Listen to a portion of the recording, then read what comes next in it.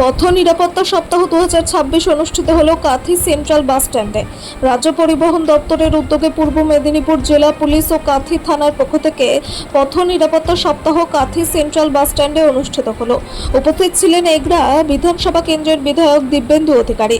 উপস্থিত ছিলেন কাঁথি মহকুমা শাসক ধুমাল প্রতীক অশোক আইএএস। উপস্থিত ছিলেন অ্যাডিশনাল এসপি রুরাল কাঁথি এবং ট্রাফিক পুলিশ বিভাগের আধিকারিক ডিএসপি শ্যামল চক্রবর্তী। 116B জাতীয় সড়ক এবং রাজ্য সড়কের সাধারণ মানুষকে পথ নিরাপত্তা ও বাইক আরোহীদের তাদের মাথায় হেলমেট থাকা কতটা জরুরি এবং ছোট গাড়ি যাত্রীদের এবং ড্রাইভারদের সিট বেল্ট লাগানো কতটা জরুরি তা আজকের এই পথ নিরাপত্তার মধ্য দিয়ে সচেতন করানো হয়। এবং 116B জাতীয় সড়কের ওপর দিয়ে হেলমেটবিহীন অবস্থায় বেশ কিছু মোটর বাইক আরোহীদের তাদের মাথায় হেলমেট পরিয়ে দেওয়া হয় এবং তাদেরকে নিরাপত্তা নিশ্চিত করার কথাও জানানো হয়। তবে এই কর্মসূচি আগামী 7 দিন ধরে চলবে। জেলার বিভিন্ন প্রান্তে রাস্তাঘাটে বাইক আরোহীদেরকে তাদেরকে সচেতন করা এবং 4 চাকার ছোট গাড়ির ড্রাইভার এবং যাত্রীদের তাদেরকেও সচেতন করার বার্তা নিয়ে সরকার উদ্যোগী, এমনটাই জানালেন আজ এই অনুষ্ঠানের মধ্য দিয়ে। নিরাপত্তা নিয়ে এই ধরনের অ্যাওয়ারনেস ক্যাম্প প্রথম ভারত সরকারে আমাদের মোদিজি সরকারে আসার পরে ট্রাফিক আইন, যেটা জাতীয় পরিবহন সড়ক মন্ত্রক দ্বারা নিয়ন্ত্রিত হয়, সেই ট্রাফিক আইনের আমূল পরিবর্তন করা হয়েছে। পরবর্তী সময়ে অ্যাওয়ারনেস, যে দুর্ঘটনাগুলো ঘটে এগুলো আমাদের নিজেদের দোষ অনেকাংশে থাকে। আপনি ধরতে পারেন, আজকে যদি আমি হেলমেট আমার মাথায় থাকে অন্তত আমার মাথাটা বাঁচবে, শরীরের অন্য অঙ্গ প্রত্যঙ্গ ক্ষতিগ্রস্ত হলো যদি হেড ইঞ্জুরির থেকে বাঁচতে পারি তাহলে নিজে বাঁচবো।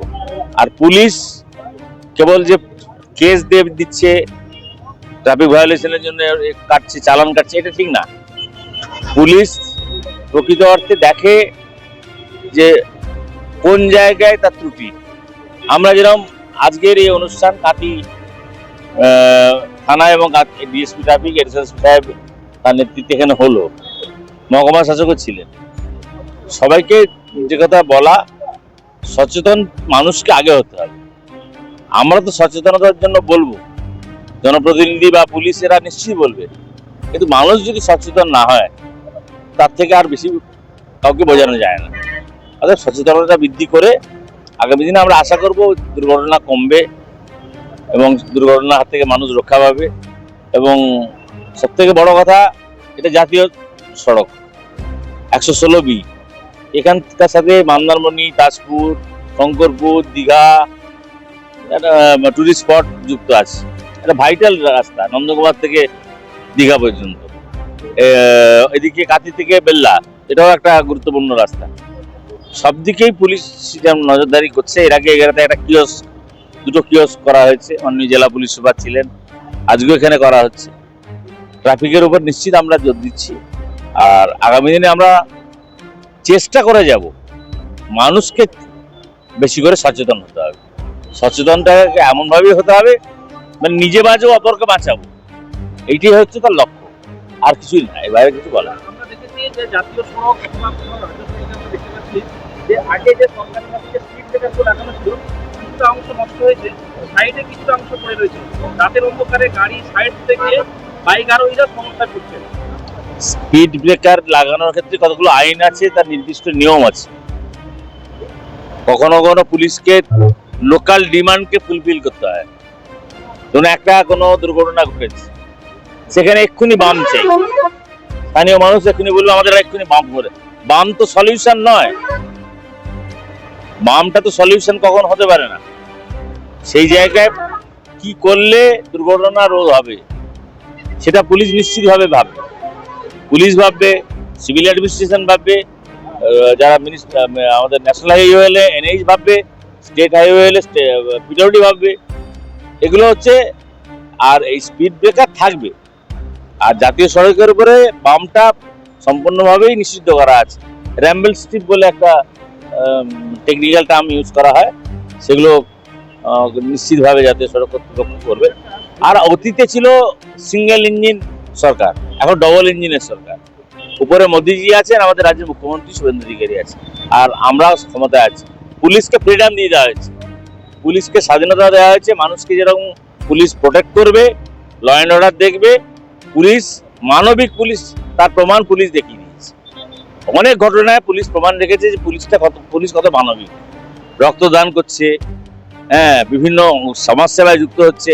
পুলিশের তো কাজ নয় যে একজন কোনো মানুষ মুমূর্ষু হয়ে পড়েছে হাসপাতালে, তাকে নিয়ে গিয়ে সেটাও পুলিশ করছে, মুমূর্ষু মানুষকে নিয়ে গিয়ে হাসপাতালে।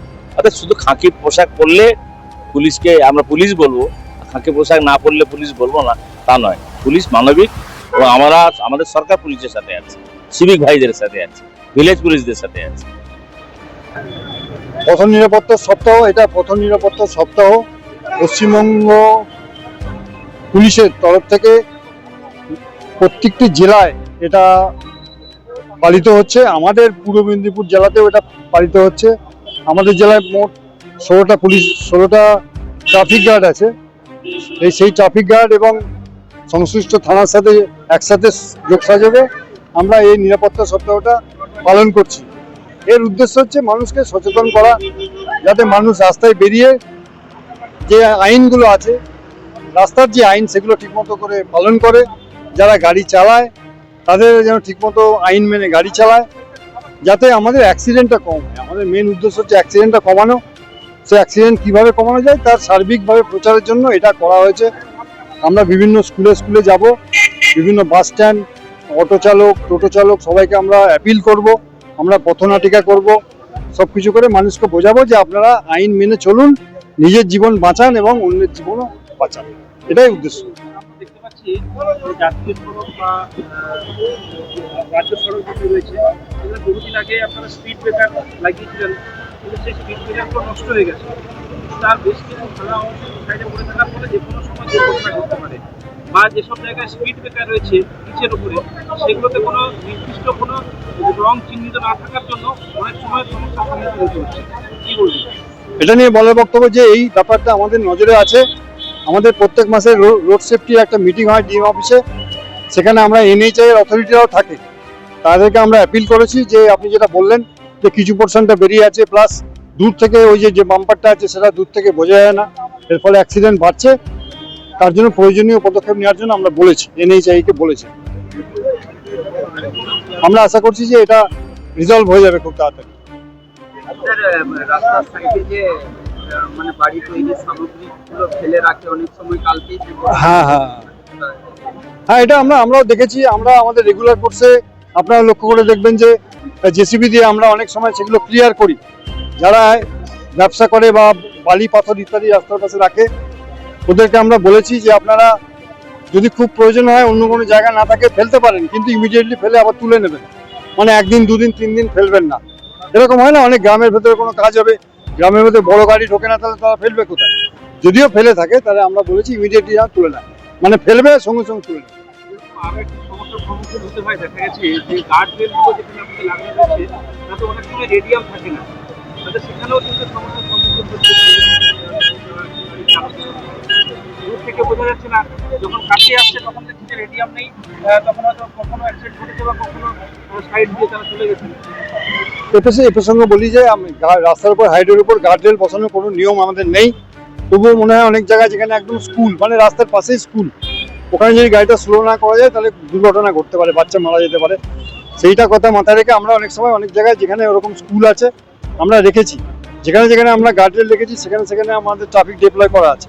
এরকম না যে একটা গার্ডরেল রয়েছে কোনো লোকজন নেই, সেখানে ডেফিনেটলি একজন না একজন কেউ আছে। আর একটা কথা বলি, সন্ধ্যের পরে কোথাও গার্ডরেল আমাদের হাই রোডে আপনি দেখতে পাবেন না। সুতরাং যদি সন্ধ্যের পর না থাকে তাহলে রিফ্লেক্টিভ টেপের কোনো প্রয়োজনীয়তা নেই। তবুও যদি দিনের বেলাতেও দিলে ভালো হয়, কিন্তু আমরা আনম্যান্ড গার্ডরেল কোথাও আমরা রাখছি।